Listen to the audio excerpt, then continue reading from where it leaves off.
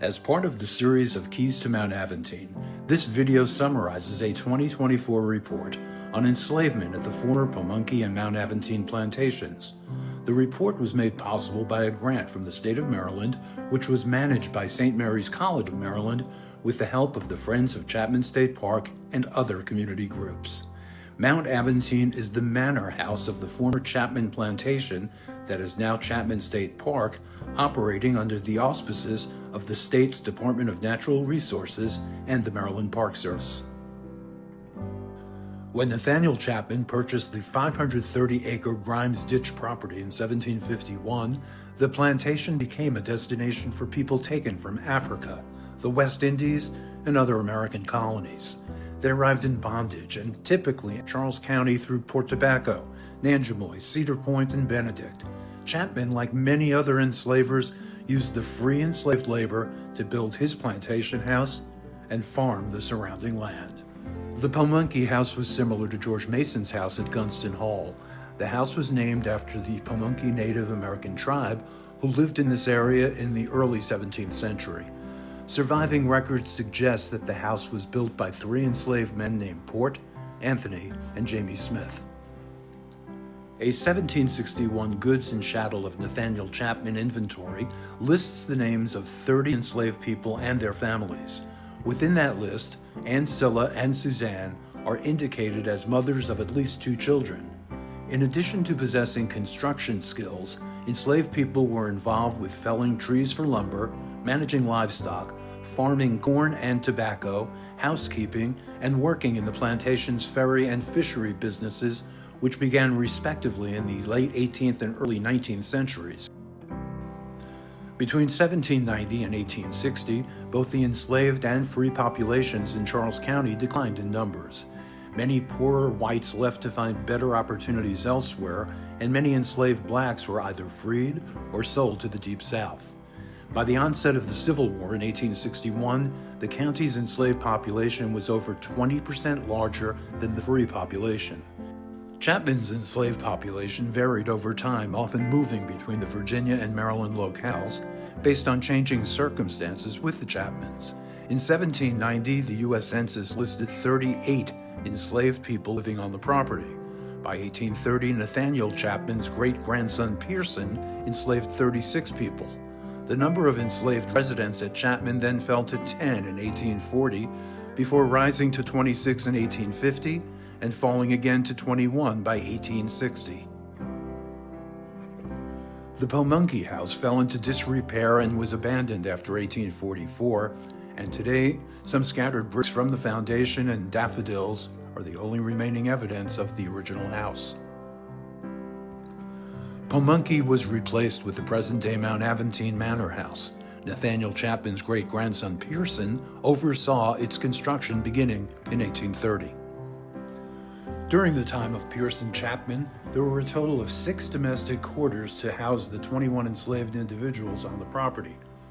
Pearson Chapman may have followed the Sodderly model, locating the quarters at the foot of the slope below Mount Aventine, which was built on a bluff overlooking the Potomac River.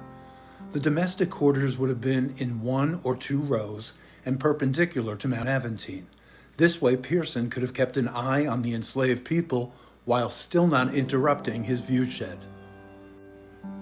The domestic quarters in Mount Aventine may have also been located west of the non-extant smokehouse or off of the east side of the house in a symmetrical manner.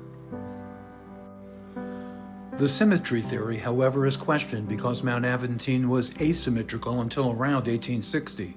It could also be argued that the house was never symmetrical until a garage was added on the east side in 1930. Evidence of quarters for enslaved people was noted in a 2024 field pedestrian survey by St. Mary's College, which uncovered signs of possible outbuildings such as domestic quarters.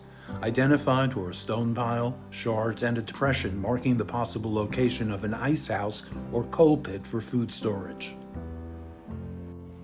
Ice houses were a way of keeping food cold in an underground pit, similar to how smokehouses were used for preserving meats before electricity and refrigeration. While no information exists that describes the quarters for enslaved people at Mount Aventine, records do exist for nearby plantations of similar size and scale, such as the log cabin or quarters from the Sotterley plantation circa 1830. Log cabin type quarters were built based on family groups or kinship, housing 4 or more people. These were 1 or 2 bedroom quarters that seldom offered much warmth or shelter from harsh weather. They typically had dirt floors, minimal furnishings, and sometimes a cooking hearth. The floors often had pits excavated into the dirt floor to provide additional storage.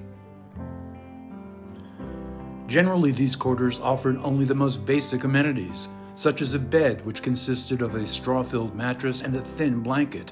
The windows had no glass and usually only cloth coverings or sometimes shutters. The enslaved often had little time for themselves. However, some maintained small personal garden plots near their quarters. They grew their own food.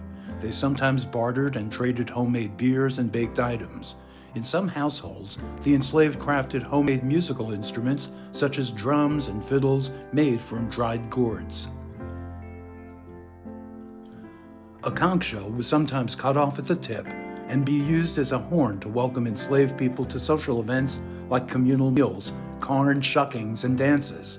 These events allowed people from different plantations to connect. Marriages, though not legally binding the eyes of the enslavers, were an important social event. Enslavers encouraged marriages because they legally owned all of the children. Families could be severed when the enslaver moved or sold family members elsewhere. This made it difficult for enslaved people to sustain generational ties in families.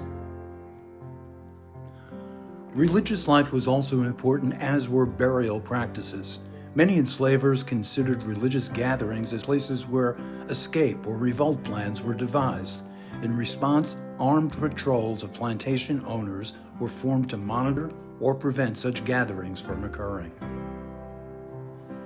After slavery was abolished during the Civil War, the former enslaved residents either worked for the Chapmans as tenant farmers and laborers, purchased nearby plots and set up farms, or moved elsewhere.